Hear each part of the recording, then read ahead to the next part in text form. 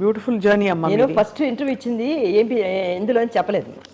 చెన్నైకి వచ్చిన తర్వాత 4 గ్యాప్లో ఎవరికి ఇంటర్వ్యూలు ఇవ్వలేదు. నేను అసలు చెన్నైలో ఉన్నట్లు కూడా ఎవరికి చెప్పలేదు. నేను వైజాగ్లో ఉన్నాను కొన్నాళ్ళు. మా ఆయన చనిపోయిన తర్వాత హైదరాబాద్ డాన్ బాస్కోలో చదివించాను. డాన్ బాస్కో పబ్లిక్ స్కూల్లో చదువుకున్నాడు. తర్వాత వైజాగ్ టిఫిన్లో చదువుకొని ఈ చెన్నైకి వచ్చిన తర్వాత ఎవరితో నేను కలవలేదు. నేను ఆర్టిస్టులతో కూడా ఎవరితో నేను అసలు ఉన్న విషయమే తెలియదు. ఒకసారి సరోజది పాటలు వస్తుంటే ఏదో రాజు ఏమైపోయిందని ఒక మనిషిని పంపించి నా ఫోన్ నెంబర్, అప్పుడు ల్యాండ్ నెంబరు తీసుకొని ఫోన్ చేయించింది అనమాట. అంటే అప్పుడు నేను కమ్యూనికేషన్ లేదు, ఎక్కలేదు. మా బాబు పెళ్ళికి జయలలిత గారు వచ్చారు. అప్పుడు ఆవిడంది మనం కలుద్దాం అండి. అంటే ఏంటి ఎన్నిసార్లు చూసినా కలుద్దాం ఉంటుంది. సరే అని పబ్లిక్లో ఉన్నాం కదని గమ్మున్నాను. తర్వాత చేస్తూ వాళ్ళ ఛానల్ ఉండేది జయా టీవీ. తిరిమి పార్క్ అని ఒక ప్రోగ్రామ్ చేశారు. అందరు ఆర్టిస్టులు చేశారు. తిరిమి పార్క్ అంటే వెనక్కి తిరిగి చూస్తాం, మన ఫ్లాష్ బ్యాక్ అంతా. అవును.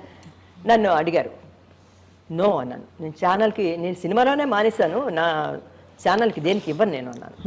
నాకు ఈ లైట్లు అన్నీ వేసి నన్ను కూర్చోపెడితే నాకు అలవాట్లేదు, నేను అసలు కెమెరా ఫేస్ చేయటమే మానేస్తాను కదా అన్నాను. చాలా సంవత్సరాలు అయిపోయింది కదా.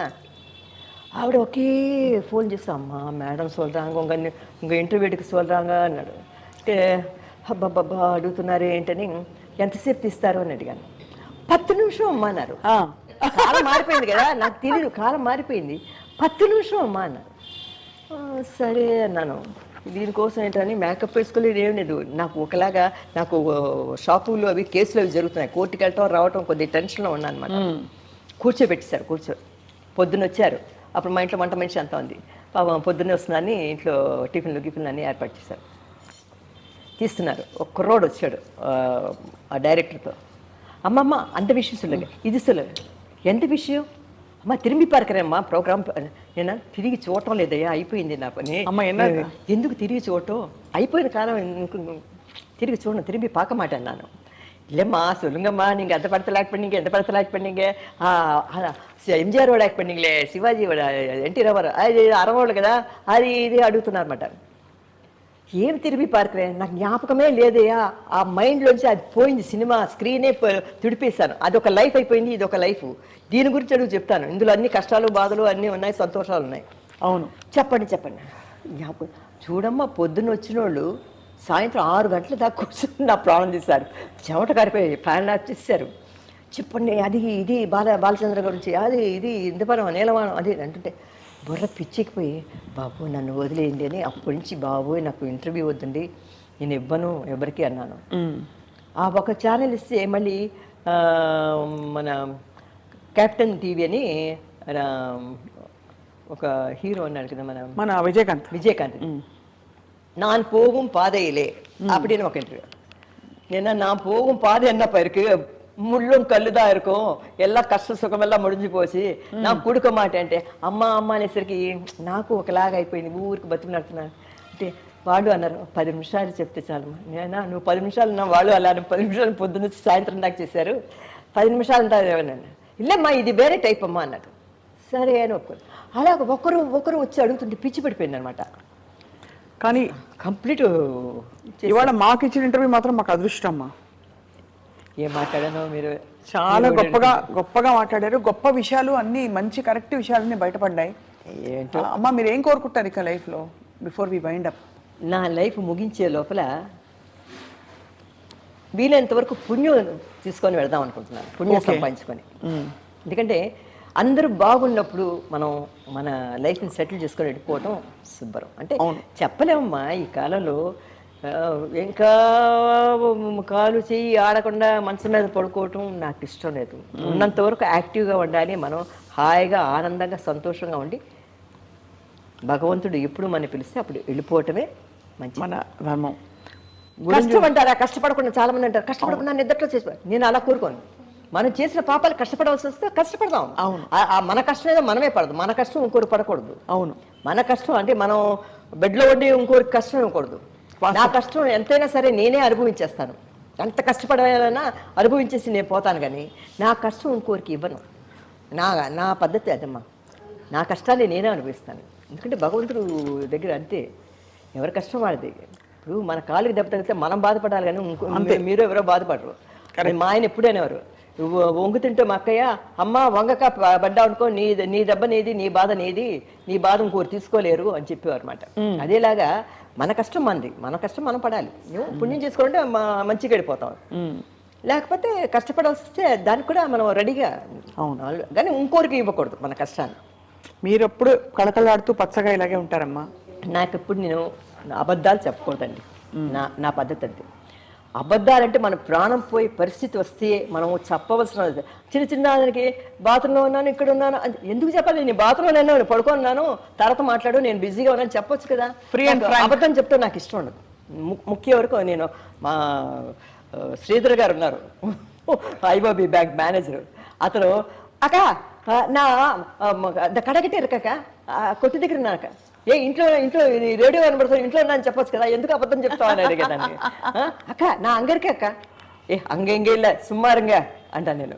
అలా అబద్ధాలు చెప్తే నేను అంటాను, చెప్పు నీకు ప్రాణం పోయే పరిస్థితి నీకు చాలా ఇంపార్టెంట్, అయ్యో చెప్పకూడదు అంటే అప్పుడు నువ్వు అబద్ధం చెప్పు. చిన్న చిన్నటికి ఎందుకని అబద్ధం చెప్తావు? చెప్పు, నిజం చెప్పు. వీలు పడలేదు, రాలేకపోయాను, అది కొనలేకపోయాను, తేలేకపోయాను, చెప్పు. తప్పు లేదు. ఎందుకు అన్నిటికి నోరు తెస్తే అబద్ధమేనా? నాకు అబద్ధాలు చెప్తే ఇష్టం ఉండదండి. చాలా గొప్పగా ఉందమ్మా మీ జర్నీ.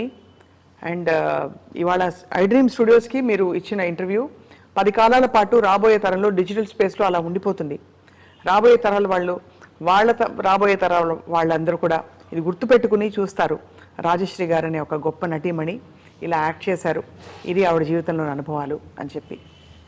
నేను ఈరోజు ఇంటర్వ్యూ చెప్తున్నానంటే ఈ పరిచయం ఇప్పుడుది కాదు, ఒక 20 years బ్యాక్ సంజయ్ అని ఆ అబ్బాయి నాకు మా బాబు ఏజ్ అంటే మా బాబు కంటే కొద్ది పెద్దోడై ఉండొచ్చు. వైజాగ్లో ఆ బాబుతో నాకు పరిచయం అయింది. నా ఫొటోస్ అన్నీ తెచ్చి ఇచ్చాడనమాట. నేను, అంజనీదేవి గారు, షౌకాజంగా, అది చాలా రేర్ ఫోటో. ఆ ఫోటో అందరూ కలిసింది. వాడి ఆ ఫోటో తెచ్చి ఒకసారి మన ఇంటికి వచ్చి ఇచ్చినప్పుడు చిన్న కుర్రోడు అబ్బాయి ఇచ్చాడనమాట. అది 2-3 సార్లు మన ఇంటికి వచ్చాడు, అయిపోయింది. చాలా గ్యాప్ అయిపోయింది. తర్వాత నాకు ఆ అబ్బాయితో మాటలో పరిచయం లేదు. మొన్న సడన్గా ఫోన్ చేసి, అంటే వాట్సాప్లో అందరూ వచ్చేస్తుంటారు, మన సెల్ ఫోన్ ఇదంటే ఐఫోన్ కదా, అదేంటో అందరూ వచ్చేస్తుంటే హాయ్ అంటూ అమ్మ నేను సంజయ్ ఎంతోమంది ఉంటారు పేర్లతో అని గమ్మున్నా అనమాట. తర్వాత ఇంకోరి ద్వారా ఫోన్ చేయించారు. తర్వాత వచ్చేసి అమ్మ నేనమ్మా సంజయనమ్మ అని తన ఫోటో పంపించారు. ఎక్కడో చూసినట్టుంది ఈ ఫోటో అనుకున్నా. చాలా కాలం అయిపోయింది నాకు, 20 years. నేను కూడా ఇప్పుడు ముసలోళ్ళు అయిపోయి ఉంటారు అంటే, లేదమ్మా నేను మీ మా బాబే మారిపోయాడు, అప్పటికిప్పుడు 20 years అయితే మారిపోరా, ఎదిగే వయసు కదా. తర్వాత చెప్పి పాపం ఈ ప్రోగ్రామ్కి నేను మీకు ఇంటర్వ్యూ ఇవ్వటానికి కారణం ఆ బాబు. జస్ట్ లైక్ మా బాబులాగా కొడుకులాగా నేను ఆ అబ్బాయిని అనుకుంటున్నాను. సంజయ్ నీకు చాలా థ్యాంక్స్ బాబు, నీకు చిన్నోడు కదా, నమస్కారం చెప్పుకోడు. అమ్మా, జయలలిత గారు మీకు కొలీగు, ఫ్రెండ్.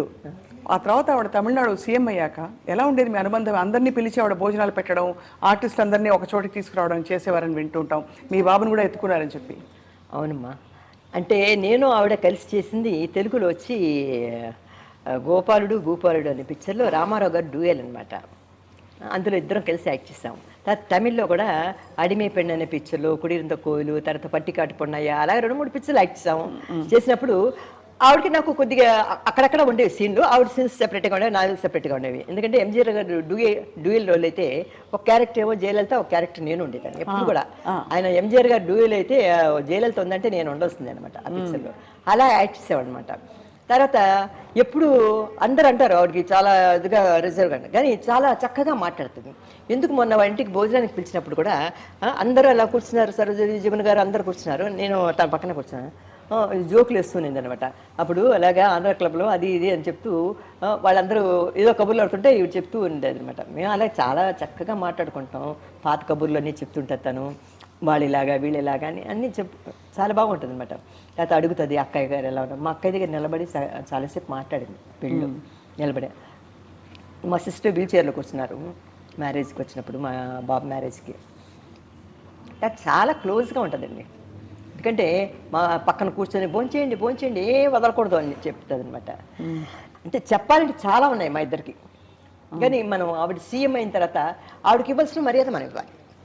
ఒకటమ్మా, ఒక ఆర్టిస్ట్, ఇప్పుడు నేను ఆర్టిస్ట్ని, రాజకుమారి వేషం వేస్తున్నా అంటే ఆ డిగ్నిటీతో కూర్చోవాలి. అవును. బిచ్చగారి క్యారెక్టర్ ఇచ్చేసి అనుకో, ఇలా కూర్చున్నా పర్వాలేదు, ఇలా కూర్చున్నా పర్వాలేదు, ఇలా కూర్చున్నా పర్వాలేదు, ఇలా కూర్చున్నా పర్వాలేదు. రాణి వేషం వేసుకొని ఇలా కూర్చుంటే బాగోదు. అవును.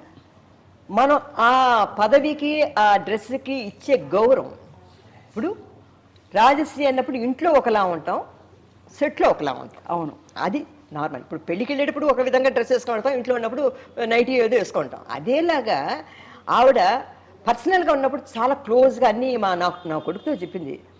కాదరక నెరవేలో మీ అమ్మ ఎంత బాగా చేసింది అనుకున్నాం, అలా ఇలా నా కొడుకుతో చెప్తుంది అనమాట. నా కొడుకు అసలు నా పిక్చర్లు ఎక్కువ చూడడం, చూశాడో లేదో ఏదో ఒకటి రెండు చూశాడో ఏమో నాకు తెలియదు, పెద్ద ఇంట్రెస్ట్ ఇది నా పిక్చర్లో చూడడం.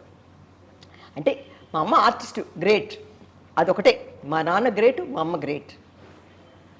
మా నాన్న మా అమ్మలాగా ఎవరు రారు, వాళ్ళ పిల్లలకి అదే పేర్లు పెట్టుకున్నాడు. కనుక నా కొడుకుకి సినిమా ఫంక్షన్స్కి రావటం, నా వెనకాతలు రావటం, ఇలా ప్రోగ్రాంలు ఇవ్వటం కూడా వాడికి ఇష్టం ఉండదు. ఎందుకమ్మా నీకు ఇంకా హాయిగా మనవరాళ్ళతో వాళ్ళతో హాయిగా ఎంజాయ్ చేయి లైఫ్లో. ఇంకా డ్రెస్లు వేసుకొని మనం ఆర్టిస్టు, ఇంకా నువ్వు 1964లోనే ఉండిపోయావు, నువ్వు నీ బుర్ర అదే అంటుంటావు. లేదురా బాబు, అడుగుతున్నారా అలా మరీ అడుగుతున్నారు. ఒక ఆర్టిస్ట్ కదా, మనం వాడు పిలుస్తున్నప్పుడు ఆ మర్యాదకి మనం ఒక ఇంటర్వ్యూ ఇవ్వాలి కదా నాన్న. ఇంకా మళ్ళీ ఎప్పుడు ఇస్తాం, మన లైఫ్ అయిపోతుంది, ఇంకా మళ్ళీ మనం ఇవ్వాలన్నా కూడా ఈ లైఫ్ ఈ ఏజ్ అంటే ఓపిక. అవును, ఏజ్ చెప్పను, ఓపిక అంటే నేను ఎవరితో కూడా అమ్మా ఏజ్ ఎంత అని అడుగుతారు, చాలా రాంగ్ అని చెప్తాను నేను. వయసుతో పని లేదు నీకు, మనం కాళ్ళు చేయి బాగుందా, మనం యాక్టివ్గా ఉన్నామా, అది ఒకటే అడుగు నువ్వు. అవును. నేను 50 ఏళ్ళకే ఇలాగా అయిపోతే మనం 90 ఏళ్ళలాగా. అవును. నువ్వు 90 ఏళ్ళు వచ్చి ఇప్పుడు చూడండి, కృష్ణవేణమ్మ గారు ఇంత ఏజ్ వచ్చినా చక్కగా మనిషి వీల్ చైర్లో వచ్చినా నడవలేకపోయినా యాక్టివ్గా ఉంది, హాయిగా ఉంది. అంటే ఏజ్తో సమానం లేదమ్మా అంతే కదా మనిషికి. నువ్వు చిన్న వయసులోనే నువ్వు కుంటుతూ ఇలా ఎలాడిపోతే అది వేరే. మన ఓపిక ఉన్నంత వరకు మన ఏజ్ తక్కువే. చాలామంది అడుగుతారు మీ ఏజ్ చెప్పండి ఎంత అని. 100 ఏళ్ళు నీకేమైనా నష్టమా, నీకేమైనా కష్టమా, నాకు 100 సంవత్సరాలు అయ్యా, ఏం చేస్తావు నువ్వు? పోనీ 16 ఏళ్ళు 60 ఏళ్ళు అనుకో, 50 ఏళ్ళు అనుకో, ఏమైనా పెళ్ళి కావాలా, పిల్లలు కనాలా? లేదు కదా, ఎందుకు నా వయసు, నేను లైఫ్లో సెటిల్ అయిపోయాను, హాయిగా ఉన్నాను అంతే. అదే మా వయసు. ఇప్పుడు మమ్మల్ని చూసి నేర్చుకోవాల్సింది ఏంటంటే, ఇంత వయసు వచ్చినా వీళ్ళు ఇలా యాక్టివ్గా ఉన్నారు, ఇలా ఇంటర్వ్యూలు ఇస్తున్నారు, ఇంత ఓపిక్గా చీరలు కట్టుకొని కూర్చున్నారంటే అది చూసి నేర్చుకోండి మీరు తప్పకుండా. అంతేగాని వాళ్ళ వయసు తేడా లేదు, నువ్వు మా వయసు వచ్చేదాకా కూడా నువ్వు యాక్టివ్గా ఉండు, అంతే కదమ్మా. అదే నేను చెప్తాను. ఈ కాలం పిల్లలు చిన్న వయసులోనే ఇలా ఏలాడిపోతున్నారు, 2-3 పిక్చర్లు యాక్ట్ చేసేసరికి ఇలా అయిపోతున్నారు. ఎన్ని పిక్చర్లు చిన్న పుట్టిన దగ్గర నుంచి పెళ్ళి అయిన దాకా సినిమాలు యాక్ట్ చేస్తూనే. ఈ కాలం తరం హీరోయిన్లు ఎవరమ్మా మీకు పరిచయం, అంటే తెలిసిన వాళ్ళు? అందరమ్మా, అందరు పరిచయం. అందరూ నాకు ఫోన్ 2 రోజులకు ఒకసారి, అంటే చెప్పకూడదు, అంటే నాకు హైదరాబాద్ నుంచి వచ్చి జమున గారు కాంటాక్ట్లో ఉంటారు ఎప్పుడు కూడా. నేను చేయకపోతే రాజీ ఏం ఫోన్ చేయలేదని అడుగుతాడు ఆవిడ. సరోజాదేవి చెన్నైకి వస్తుంది, చెన్నైలో వెళ్ళింది, బయలుదేరుతున్నప్పుడే చెప్పేస్తుంది నువ్వు ఖాళీగా ఉండు నేను వస్తున్నాను. సరోజాదేవి. షౌకా జానకమ్మ ఆవిడ భలే ఒకరోజు ఇక్కడికి వచ్చి వంట చేసి పెడతాడు ఎవరు. ఒకరోజు రాజీ మన ఇంటికి వచ్చి భోజనం వెళ్ళాను, బిర్యానీ చేసి పెట్టింది ఆవిడ. ఎంత టేస్ట్గా వండుతుందండి జానకి గారమ్మ. ఇంత వయసు వచ్చినా ఆవిడే అన్నీ చేస్తారు అన్నమాట వాళ్ళు. వంట చేసి ఆవిడ చేతి భోజనం చాలాసార్లు తిన్నాను. ఆవిడ ఇప్పుడు ఆవిడ బర్త్డేకి విష్ చేస్తాను, అప్పుడప్పుడు ఫోన్ చేస్తుంది, బోరు కొడుతుందిరా కృష్ణ లేదు కదా అంటుంటుంది ఆవిడ. ఒంటరిగా అక్కడ ఉంటుంది, ఏదో కాలక్షేపం అది. అప్పుడప్పుడు వాళ్ళు ఫోన్ చేస్తారు, నేను చేయకపోతే ఏం చేయలేదని అడుగుతారు వాళ్ళు. అలాగా బెంగళూరులో భారతి, సరోజాదేవి, జానకమ్మ, తర్వాత చెన్నైలో వచ్చి కాంచన, వాణిశ్రీ రాత్రి కూడా మాట్లాడింది తను, వాణిశ్రీ, తర్వాత శారద, కేఆర్ విజయ, సచ్చు, వెన్నీరాడ నిర్మల, వీళ్ళందరూ ఉన్నారు కొంతమంది ఫ్రెండ్స్. వాళ్ళు ఎప్పుడు కూడా టచ్లో ఉంటాం. ఎక్కడికైనా వెళ్ళాలంటే ముందుగా ఫోన్ చేసుకొని అందరం కలిసి వెళ్తాం. ఏ ఫంక్షన్కి వెళ్ళాలన్నా ఏదైనా పెడితే అప్పుడప్పుడు గెట్ టుగెదర్ అని. మా టైంలో కూడా, మీ టైంలో కాదు, మా టైంలో కూడా గెట్ టుగెదర్ అని ఉంది. అబ్బా, మీరంతా ఎంజాయ్ చేస్తారు కదా గెట్ టుగెదర్ అని. మా వయసులో మీ ఎందుకు, మా ఏజ్ గ్రూప్ వాళ్ళందరం కలిసి గెట్ టుగెదర్ అని. మా ఇంటికి వైజంతిమాల వచ్చింది ఆవిడ. వైజంతిమాల గారు, వెన్నీరాడ నిర్మల, లత గారు అందరూ వచ్చి, అందరం షీల మలయాళం ఆర్టిస్ట్, అందరూ తను కూడా చీరలని కంపేర్ చేసుకుని నా చీరేది నీ చీరేది కంపేర్ చేసుకోవడం కాదు, ఓపి నడుస్తున్నావా లేదా, అందరం బాగున్నావా లేదా, ఇది అది ఇది ఆ సంగతులు. ఇప్పుడు చీరలు ఎవడు ఓపిక లేదు కట్టుకోవడానికి. లత, షీల అందరూ మేమందరం మీట్ కుట్టి పద్మిని మా తర్వాత వచ్చిన రోజారమని ఫోన్లో మాట్లాడుతుంటాను, కుట్టి పద్మిని మాట్లాడుతుంది. అంటే మా తర్వాత వచ్చిన ప్రభ, అందరూ చాలామంది. చాలా గొప్ప స్టేజ్ ఆఫ్ లైఫ్ అమ్మా. ఒక వెలిగి స్టార్ లాగా ఇప్పుడు చక్కగా ఎంజాయ్ చేస్తూ మీకు కావాల్సినట్టు ప్రయాణిస్తూ మీకు కావాల్సినప్పుడు ఇంటర్వ్యూలు ఇస్తూ, మా అదృష్టం ఏంటంటే మీ జీవితంలోని కొన్ని విషయాలు వాళ్ళు తెలుసుకోగలిగాము. ఇంకా ఇంటర్వ్యూలు ఇచ్చే ఓపిక లేదు, ఇవ్వని అనుకుంటాను. ఎందుకంటే చెప్పింది నేను ఇంకా ఇంటర్వ్యూ మా బాబు కూడా ఇస్తున్నది. ఈ రోడ్లో ఇంతకుముందు చాలా కళకళలాడుతుండేది. చిరంజీవి గారు 3వ ఇంట్లో ఉండేవారు, ఆపోజిట్లో వచ్చి విజయనిర్మల గారు, కృష్ణ, నరేష్ ఉండేవాళ్ళు. ఈ పక్కనేమో సుమలత, తను విజయశాంతి ఉండేవారు. ఇప్పుడు వాళ్ళందరూ అమ్మేశారమ్మా? అందరూ అమ్మేసి అందరూ హైదరాబాద్కి అక్కడికి వెళ్ళిపోయారు కదా. అందరూ ఎవరు లేరు కదా ఇక్కడ, ఎవరూ లేరు. మేము ఒక్కరమే పాత ఇల్లు ఇలా పెట్టుకొని ఇక్కడ ఉన్నాము. ఈ ఇంట్లో చేయి పెడితే రీమోడల్ చేస్తే మనం ఉండాలి. 11 బెడ్రూమ్స్ ఉన్నాయమ్మా ఇక్కడ? కాదు, 8 బెడ్రూమ్. 8 బెడ్రూమ్ అంటే కింద మీరు ఎంటర్ చూస్తారా, కింద పెడితే అది ఇంతకుముందు ఒక ఆఫీస్కి, కెనరా బ్యాంక్కి హౌస్ లీజ్కి ఇచ్చారు. అక్కడ 2 బెడ్రూమ్స్, ఒక డైనింగ్ హాలు, కిచెను, అన్ని బాత్రూమ్లు అన్నీ ఉన్నాయి కింద. తర్వాత ఇక్కడ వచ్చి అదేమో ఆఫీస్ రూమ్గా ఉండేది నేను వర్క్ చేస్తున్నప్పుడు.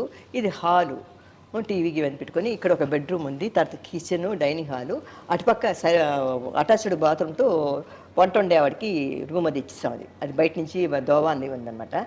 ఈ పైన వచ్చి అక్కడ ఒక బెడ్రూమ్, అక్కడ ఒక బెడ్రూమ్, అక్కడ ఒక బెడ్రూమ్, 3 బెడ్రూమ్స్, బాల్కనీస్, బాత్రూమ్స్ అన్నీ. అంటే అప్పట్లో కట్టుకున్నది సౌకర్యంగా. అప్పట్లో ఇది చాలా బాగుండేది, చాలా పెద్ద ఇల్లు. ఇప్పుడు చేయి పెట్టి రీమోడల్ చేయిద్దామా ఏం చేద్దాం, అది పిల్లలకి వాళ్ళ ఇష్టం. ఎందుకంటే ఇంకా మనకి వయసు అయిపోయింది, మనం ఏం చేయపెట్టలేము. వాళ్ళు ఎలా చేసుకుంటే వాళ్ళు చేసుకుంటారు. రాజేష్ షాప్స్ కూడా ఉన్నాయి ఇక్కడ పక్కనే. ఇక్కడ దగ్గరనా తెలీదా? ఇక్కడ గంగా హోటల్ నుంచి పక్కనంతా, తర్వాత వచ్చి అక్కడ కోడంబాకం, ఉస్మాన్ రోడ్ కార్నర్స్ అంటే పాడుపడిపోయి ఉంటాయి. డిమాలిష్కి కేసు అది విన్ అయ్యాం, అది పడగొట్టేసి కట్టాలన్నమాట.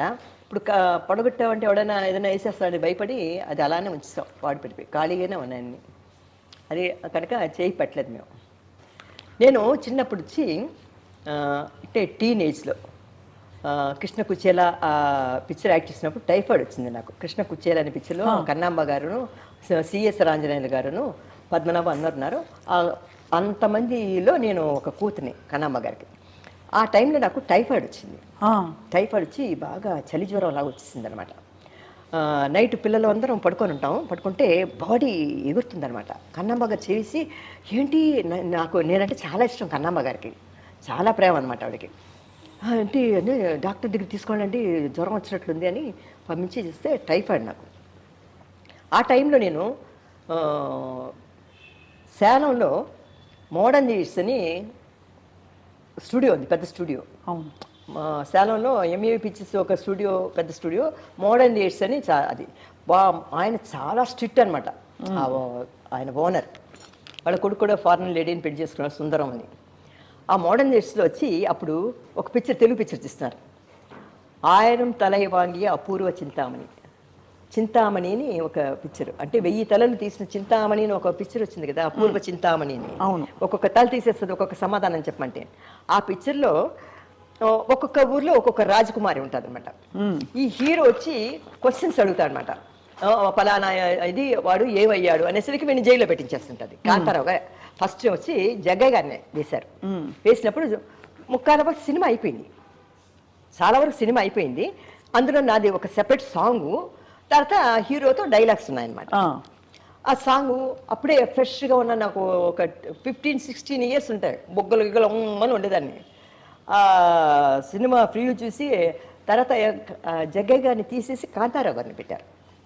అంటే ఏదో వాళ్ళకి ఏదో గొడవలు వచ్చి జగ్గయ్య గారిని తీసి కాంతారావు గారిని షూటింగ్ రీషూట్ చేస్తున్నప్పుడు నేను జగ్గయ్య గారితో మాట్లాడిన డైలాగ్స్ చూసి కాంతారావు గారితో మాట్లాడాలి.